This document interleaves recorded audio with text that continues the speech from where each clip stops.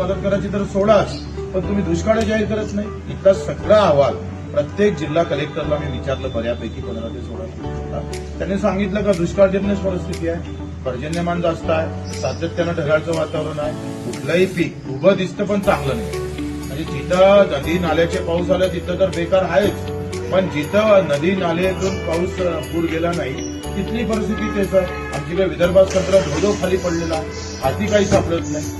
या सगळ्या याच्यामध्ये आमचं मुख्यमंत्री काय म्हणतोय का मी आता मोदी साहेबांना भेटलो, त्यांना मी बोललो आणि ते आता आम्हाला मदत देणार. अरे ते तर कायदेशीरच आहे.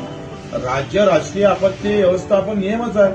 2005चा नियमच आहे का आम्हाला ते द्यावंच लागतं, मोदीजींना द्यावंच लागेल तो. त्याच्यात काय तुम्ही तीर मारून आलेले आहे. अरे किती तुम्हाला बदवाबंदी करायचं आहे. आणि काल पत्रकारांना त्यांना ते टाळतं. तुम्ही बघा तर पत्रकार त्यांना विचारतात कर्जमाफीचं काय झालं, कर्जमाफी बिलकुल टाळतं. कर्जमाफी द्यावं लागेल तुम्हाला.